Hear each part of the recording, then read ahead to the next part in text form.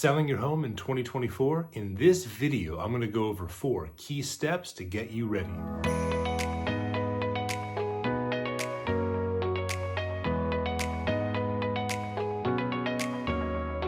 My name's Tony Butita. I'm a local realtor here in Palos Verdes in the South Bay. This channel is about all things real estate and living in Palos Verdes in the South Bay. If this is your first time to the channel, make sure to like and subscribe. And if you want to know about upcoming videos as they come out, make sure to hit the notification bell. All right, so you're thinking about selling your home in 2024. In this video, I'm going to go over 4 key steps, not only to get you ready, but to put you in a position to succeed. So one caveat, while I believe these steps are applicable in most markets, I cover Palos Verdes, Manhattan Beach, Hermosa Beach, Redondo Beach, Torrance, and the surrounding cities. So when I'm talking about local market conditions, I'm talking about our market here, but that does not mean that these won't be applicable to you and your market. So let's jump into the steps. These are in no particular order, as I feel that all 4 are very important. Step 1, representation. You need to decide whether or not you're going to hire a realtor, and if so, who. Remember, there's no law stating that you have to use a realtor, but there's a pretty good reason why most sellers do. A good realtor will have knowledge of the local market, will know how to present and market your home, will spend time organizing and scheduling showings, and will handle all incoming inquiries from other agents. They should also know how to navigate you to your desired outcome, should it be within reason. Now, you may want to sell your home on your own, which is known as for sale by owner, and that's completely within your right. Often the driving factor behind this is the belief that there will be some type of savings since you won't be paying a commission to your listing agent's brokerage. While it's technically true that you're saving on paying a commission, remember, it's not about how much you save, but rather how much you actually walk away with if that's your goal.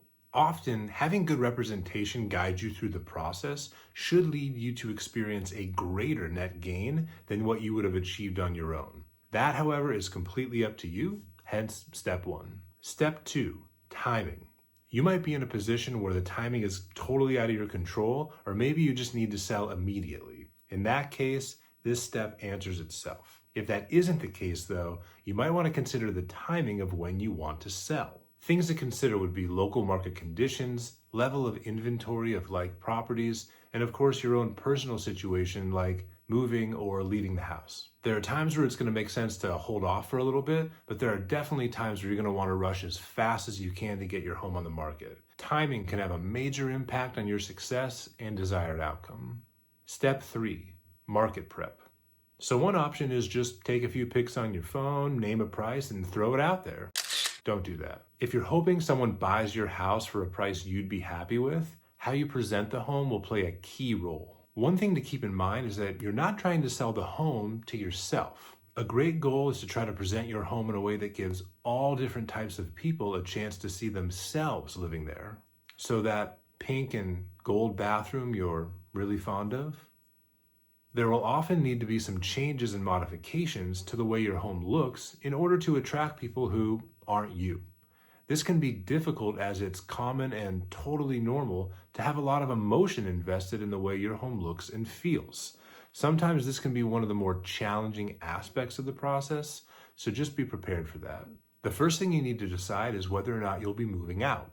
Now, this might not be an issue as you've already bought something else, or maybe you don't live there anyway.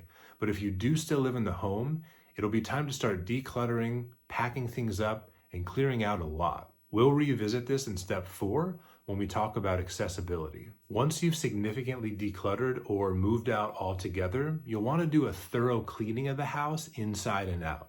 Think about the curb appeal of your home. If someone saw a for sale sign while driving by, would they be enticed to come in or would they run away? The exterior of your home is the first thing potential buyers will see when they come to your property. Next, you'll want to consider painting and staging. Now, some homes are in pretty good shape and there's not much to do. Other times you're going to want to do interior paint and maybe even exterior.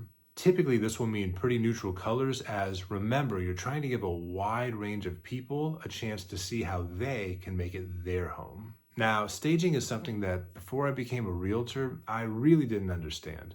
I always figured that an empty house was probably the best way for people to visualize what they would want there. Well, turns out a lot of people aren't really good at that.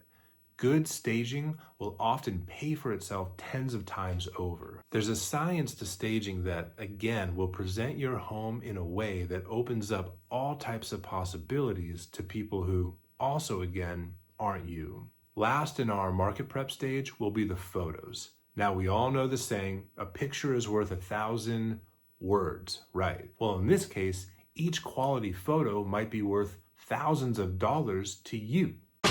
Good photos bring people to your property. People are going to be looking at your house on the internet, and if the pictures suck, they're gonna pass.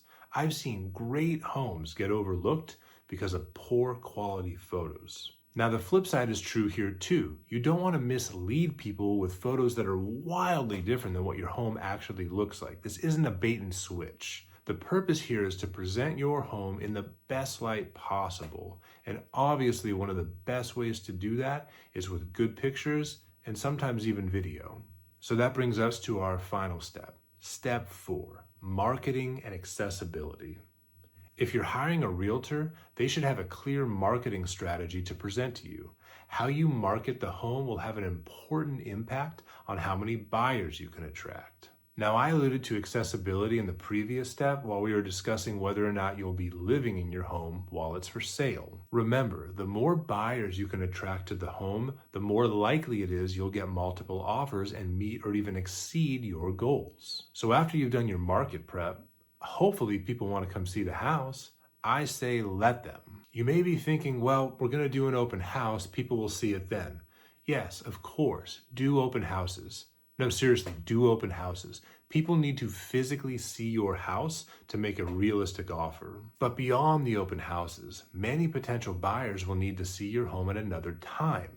Maybe they were busy over the weekend. Maybe they were out of town. Maybe they work weekends. Doesn't matter. If your home is desirable, there will be buyers who need to see your home at different times of the day and week. My suggestion, if possible, make it as easy as possible for agents to show their buyers your home. Yes, the hours should be within reason. No, you should not be there.